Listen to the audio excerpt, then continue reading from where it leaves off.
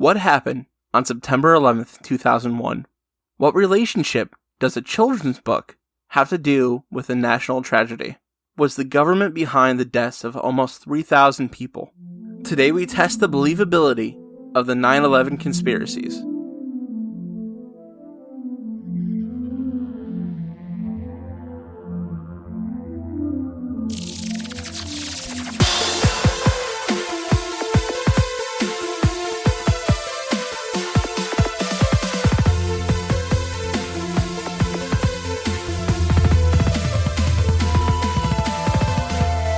Welcome to Believing the Bizarre, Where we dive into the unknown and the unusual and tell you whether or not we find it believable.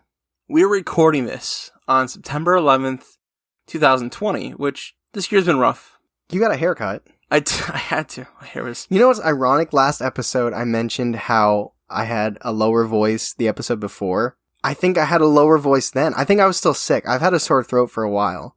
And I think I'm now out of it. But maybe I'm not. You know what? I'm just going to stop talking about it. Yeah, you should probably just let it go, because it's going to keep happening. Yeah, it's out of sight, out of mind. Oh, so this is a heavy topic, obviously. I don't think I came to terms with 9/11, because it happened when I was so young. I was 9 years old when it happened. I was like in 4th grade, I think. I don't think I grasped 9/11 until last year. What do you mean you didn't grasp... What? Until last year? Last year. I knew it was a tragedy. I knew it was terrible. You know, it was all over the news, you know, at that time. And every year when, you know, the date comes up again, it's all over the news. But I actually, and it's interesting because this is the second year I've lived in this house. So this is my second 9/11 at this house. So last night when I was laying in bed, I was thinking about last year. I literally took my laptop and I was like, I'm doing this. And I went into a YouTube rabbit hole of not conspiracy videos, but Survivor and like people witnessing it, all those different angles of people taking their own videos, seeing the people jump out. I don't think I ever opened myself emotionally up to what if I was in that building and things like that. That didn't happen until last year. And it affected me for like 5 days. It was like I was just so far behind, but then it finally just like crashed and hit me. Man, it is intense. You know, we don't know the exact number of people that actually jumped out of the towers. It's over 200.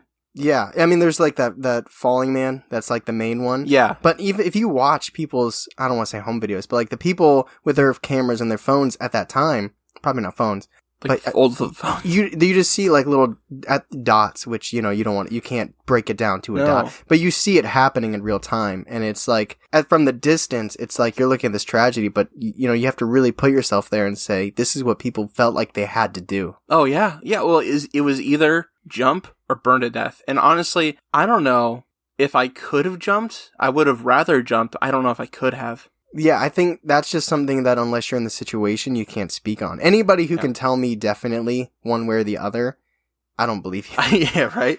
I feel like I would ask somebody to do it for me. Can you kill me? Can you push please? me? Yes. What if you just break your own neck? Question I want to ask you. You mentioned you were 9. Do you remember what you were doing when it happened? I don't think I was aware when it happened because I was at school. Yeah. I think it was just like all of a sudden the teachers, like they had those stupid rolly TVs. Do you know what I'm talking about? Yeah.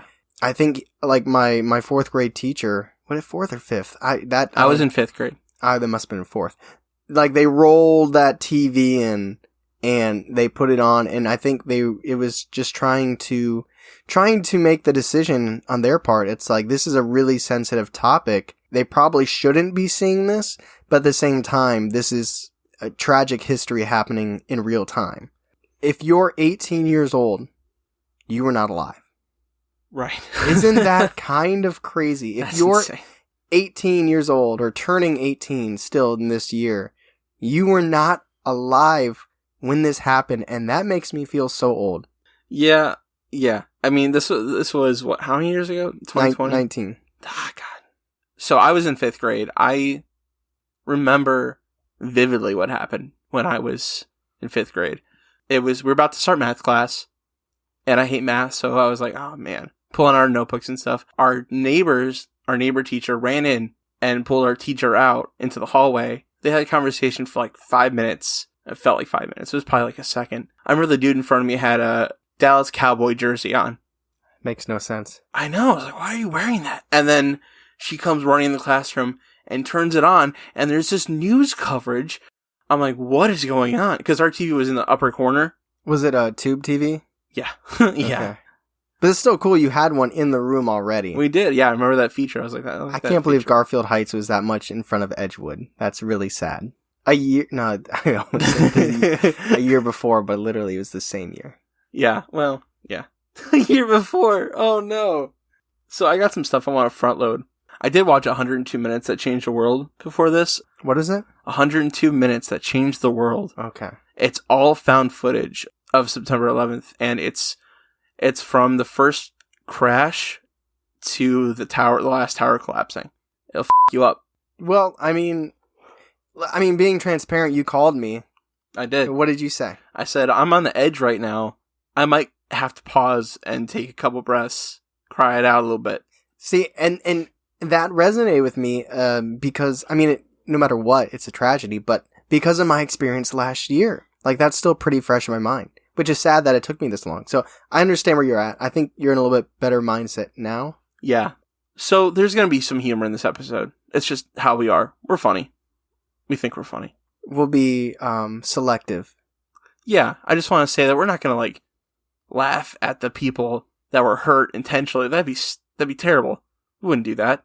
So also, I don't really want to go into the details about the hijackers for two reasons. I don't want to give them the recognition. Do you think that's fair?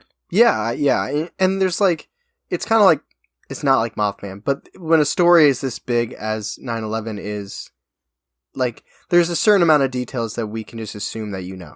This is a short show. That's my other reason. Honestly, I want to keep it under time. Under? It's not going to be under. No, it's not. It's probably going to be overtime, but I want to keep it as short as I can. So this is the timeline as fast as I can give it to you. 8:46, American Airlines Flight 11 left from Boston with 92 people on board and going 470 miles an hour hit the North Tower. At 9:03, United Airlines 175 with 65 people on board going 590 miles an hour. It hit the corner of the South Tower, ripping through it diagonally from the 84th floor to the 78th floor. Flight 93 is hijacked at 9:28 by Al Qaeda. Nobody move. Everything will be okay. If you try to make any move, you'll danger yourself and the airplane. They're all by Al Qaeda. At 9:35, Flight 93, the one that was just hijacked, is U-turned over Ohio and starts toward Washington, D.C. The whole time the plane is in the air, the White House is debating about shooting this plane down. Al Qaeda that took over the plane said that there was a bomb on board to make the passengers compliant. They lied. At 9:43, Flight 77 hits the side of the Pentagon. At 10:03, Flight 93 crashes into Shanksville, Pennsylvania, because those men and women decided that they would fight. In 56 minutes, at 9:59, the South Tower collapses into itself. A lot of smoke and lower in Manhattan? We're out of the top of the World Trade Center building, a major fire. For blocks, people staggered away covered in dust. At 10:28, the North Tower starts to collapse, starting from the TV antenna on top and collapse into itself. After the collapse, the power to southern Manhattan was out. There were more than 230 million calls. I had to write that down because I don't know how to actually write 230 million. Hundreds of flights were trapped because they grounded them. It took more than about 2 hours to ground all those flights in America. The other Trade Center buildings 4, 5, 6, and 7 were lit on fire from the collapses. Building 7 burned for 7 hours unchecked until 5:20. It also collapsed. At 7:45 p.m., the NYPD says 78 police officers are missing, and an estimated 200 firefighters are dead. At 10:56, police say there may be survivors in the rubble. For both towers, there was no stopping them once they started to fall. There's so much footage, that's why it's so highly conspiratized. Is that a word? Yeah. Conspiratized? Yeah. That is my timeline. There's also, I just want to shout this out very quick. There is a fantastic musical called Come From Away, which talks about a little town in Canada that took on so many people when all the flights landed. Yeah, because the planes were grounded. That's why they landed there, right? Right. Exactly. And they had to house them for multiple days. So I won't talk anymore about it, but I highly recommend Come From Away. Nothing in this episode is lighthearted, but I would like to move on to something that may be a little bit lighter. Let's do it. Okay. So, people, were supposed to be on the planes and weren't. Yeah, there's like a list. I actually read, if I remember correctly, I think Seth MacFarlane, or no, maybe he was either supposed to be on a plane or he was supposed to be in the tower. I think it was a plane, though. I think he overslept. Seth MacFarlane was indeed supposed to be on Flight 11. He overslept he missed the plane by 15 minutes. It's on his Wikipedia, I believe. Yeah, I've read that's it. crazy. I like him a lot. You know who else was supposed to be on that same plane?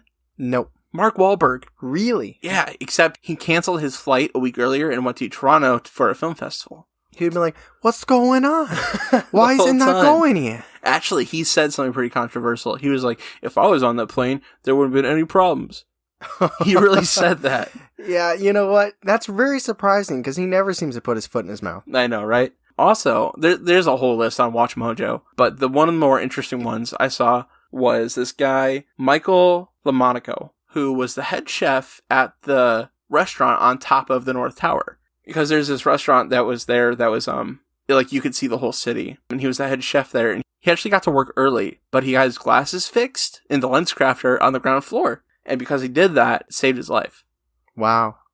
It's such a massive event that, those are like the big stories, just a couple. Yeah. But there's probably so many that people have.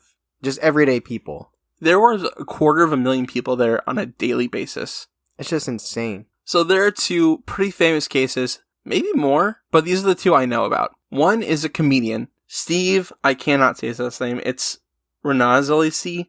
Good enough for me. He is in The League. He's one of the main guys in The League. He's one of my favorite comedians. And when I found out about this, I was very disappointed. But he lied and said that he was supposed to be on one of the planes, kind of like Mark Wahlberg and Seth MacFarlane, how they missed the plane. So he said that he was, and he did, but he didn't. He said he was supposed to be on the plane, and he missed it for some reason, but he never had the ticket. I don't know why. What do you have to gain from that besides sympathy, I guess? That's what you gain, I guess. You gain... Or not sympathy, but you're in the news. Yeah, you're being talked about. I wonder if it was a joke that he told that somebody took... Because, comedians say shit during a show that they don't mean and people interpret. I wonder if he meant it as... Well, you would know. Yeah, no, it's not that. Damn, he was doing an interview and was like, yeah, I should have been on 9/11. There's also this other woman, Elisa Avestan Head. She's from Spain. She lied about being in the towers. She lied about being inside the tower when it happened. Saving people. Getting people out of the building. She lied about that. They made a documentary about her. This other show, True Crime Obsessed, it's actually very good. They did an episode about her documentary. Well, I guess it worked then. Even though it's not true. She got busted. Yeah, but it still worked. There's stuff, you know what I mean? It's out there. If all you care about is getting your name out there, then it worked. It's on this podcast. Shit. Yeah, I guess you're right. All right, so this is the point in the podcast where we say, obviously this is real, and it's a tragedy. These are the conspiracy theories behind the tragedy. I think it's just important to note that no matter what you believe, the fact is that it's a tragedy. And I don't know the conspiracies you're about to say, but I imagine, it's not meant to be taken in an insensitive way. Nothing that Charlie's going to mention is trying to downplay how much of a tragedy it really was. Yeah. And if you have problems with it, that's totally on Charlie. This is his episode. Hey, you know what? I will bear that weight. His address is... So I'm going to touch on 3. There are more. All right. So my 3 conspiracies. Number 1, the American government did it. Right. Is this the most popular one? This is the one I've heard. I think that's a truth or conspiracy. So let me go down. The other conspiracies are the pet goat story, GOAT. And then there were explosions in the building that were caused by bombs and not planes. So that's a different conspiracy than the first one. Okay, that was... Okay. It also bleeds into the first one too, but it's like an offshoot. So number 1 would assume that it was still planes caused it to go down, but it was by the government, where even if the government was involved in the third conspiracy, it wasn't actually the planes, that was the guys for the bombs. Yes. Okay. Yes, that's actually a really good definition, how I split them up. So the first one, the government did it. Well, it's a long-standing tradition in the United States that dates back prior to the revolution to be distrustful of power. America did have a plan in case this type of thing happened. They had information from the CIA, and they had information from MI6, which is the British information. What do you mean? Like, they had reports from MI6 and the CIA. That Al-Qaeda was planning something like this. okay. Bush knew that this kind of thing could happen. They also knew that this was the perfect door into opening a forever war into the Middle East and boosting the economy and taking the oil from the Middle East. Cheney became VIP. So I have a quote from Rosenberg from the New York Times about Cheney becoming vice president.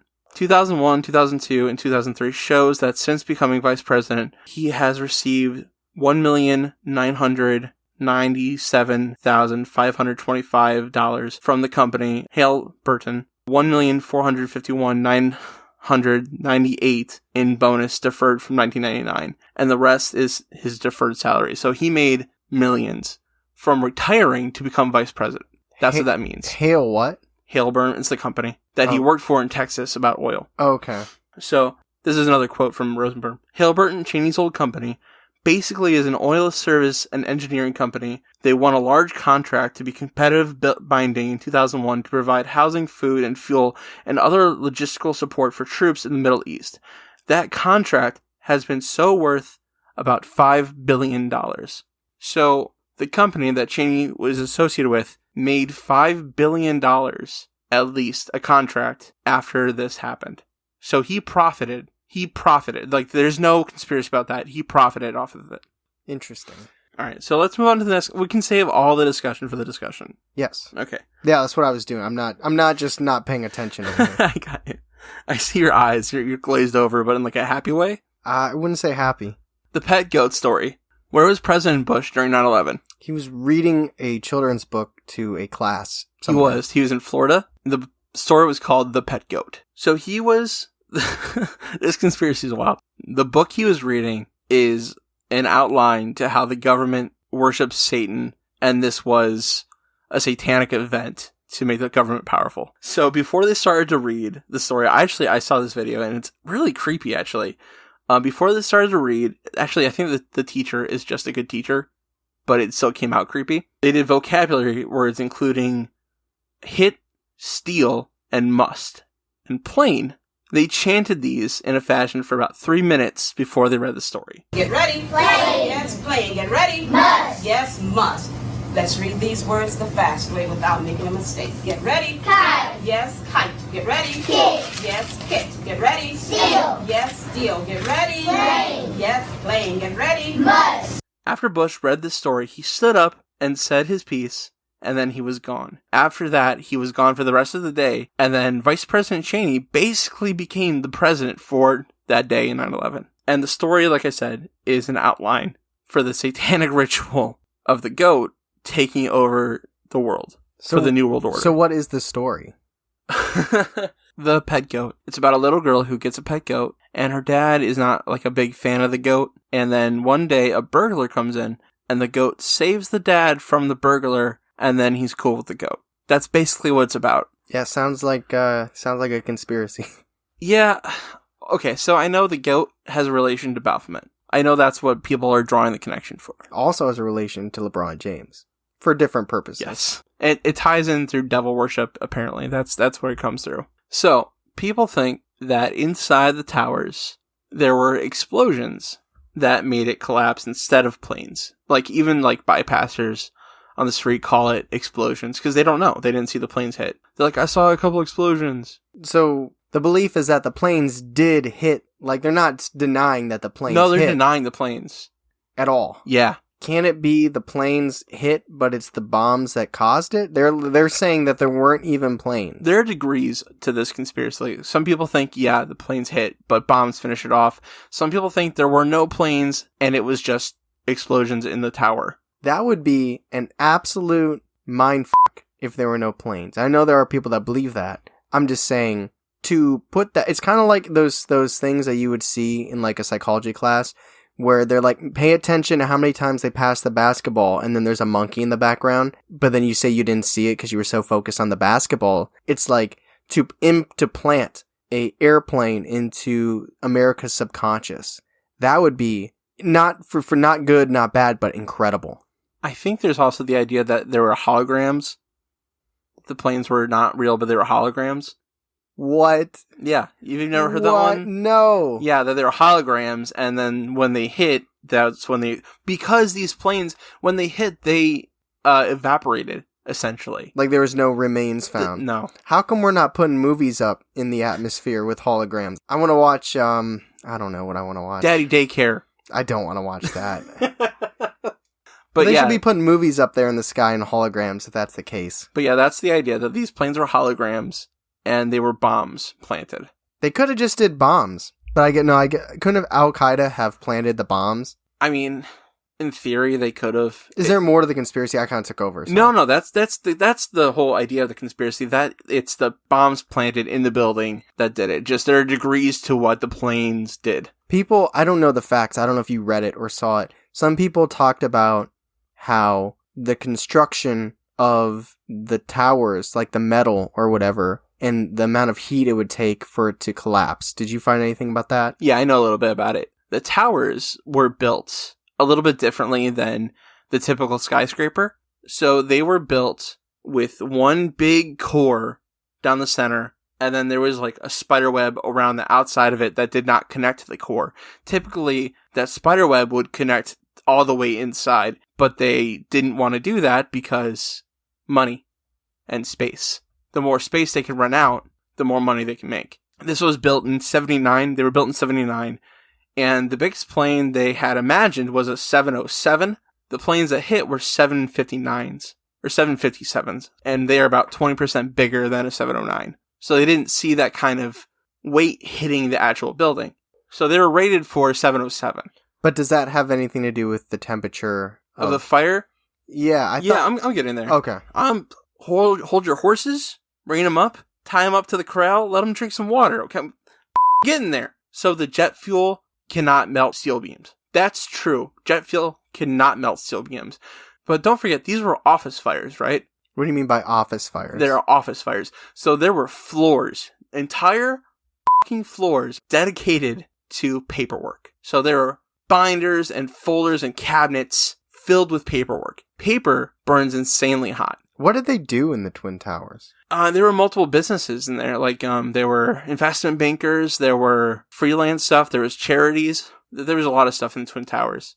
Just a lot of paper. A lot of paper. If they had flash drives as popular back then it probably wouldn't have needed to be as high. It would have saved a lot of space and a lot of money, and they could have built it the proper way with the webbing. That was probably a joke, but you're right.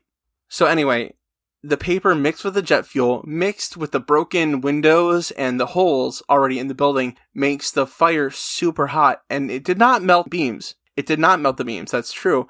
But it did warp the beams enough where they were able to implode upon themselves. And the reason they didn't fall into the city like a tree over is because there were 6 floors of basement underneath them. They were called the bathtub. And that's actually where the 9/11 museum is now. And the buildings didn't fall over because they fell into themselves into the bathtub. It would be like falling into your own grave. Because of how it was built. Because of how it was built, it burned so hot, the beams warped and fell into themselves and not over. That I can believe. It's a little... Imagining a plane hitting it and not tipping it over is a little hard for me, but I'm not a physicist. I don't understand that stuff incredibly well. But I imagine like a really tall, narrow tower, and then something hits it going 500 miles per hour, and it doesn't get pushed. Well, okay, they're skyscrapers, right? They're rated for wind. Yeah, that's true. So they're meant to flex. They flex. They're when ready they for that hit. 500 mile per hour wind. Well, no, they were rated to flex, and they flexed when they got hit. The problems were the internal structure. That's what it got all hot, got bent up, and went down. I mean, that's not good, but at the same time, isn't that better than if it fell over? Oh yeah, it's way better. It could have been a lot worse. Don't forget that these are tragedies, and what happened is still terrible. Let's move on to the discussion of probably our longest episode yet.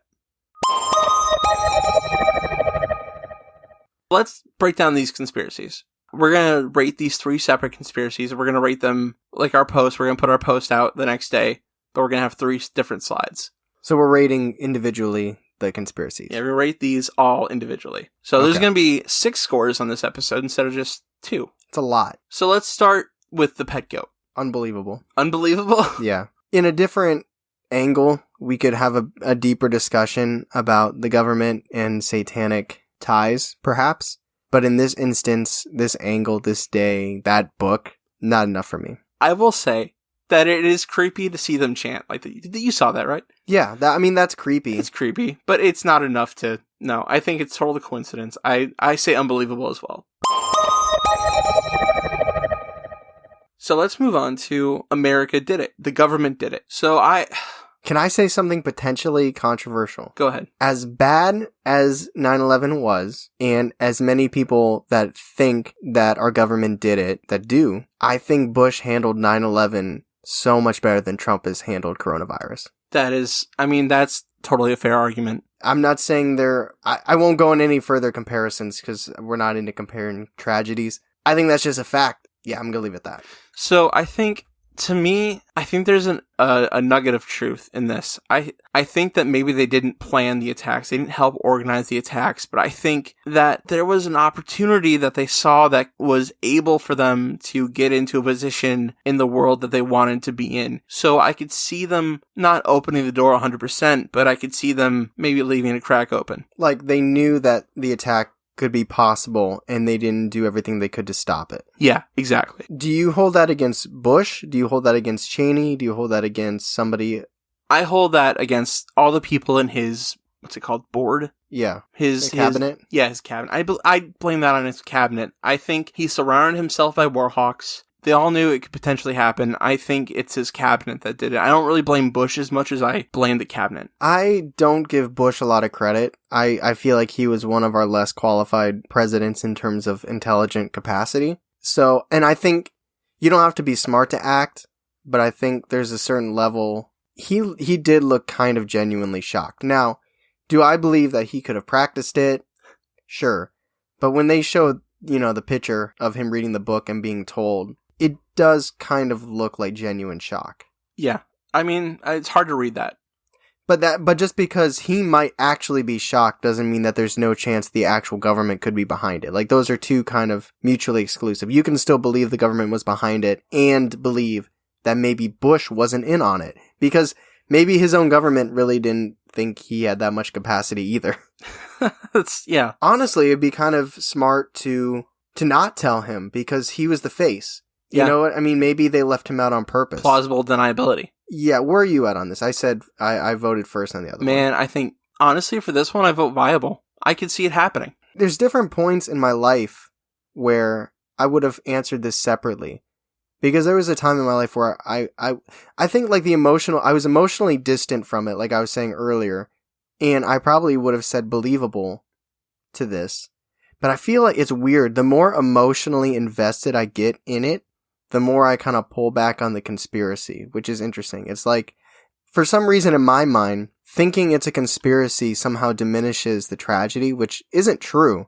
It's just the way I'm coping with it.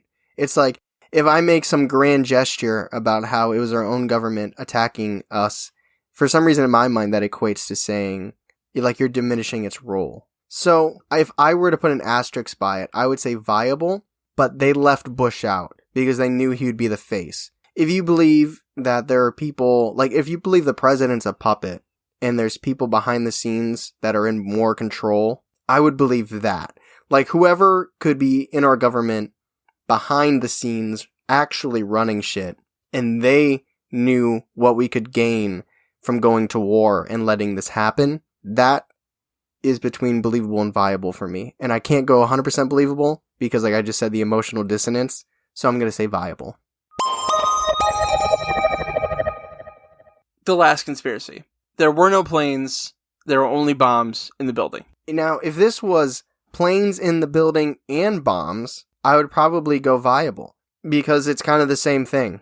It's kind of the same. It's saying the government set it up. And they didn't know if the planes would work, so they did. It was kind of like a safety measure. Like, we're going to do these planes to make it look like Al-Qaeda.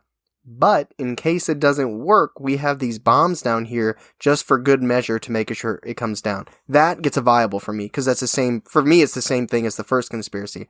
For me, no planes and only bombs, I would go unbelievable. What about holographic planes? No. No. Now, do I believe that there's no way we could have that technology? Like, maybe... No.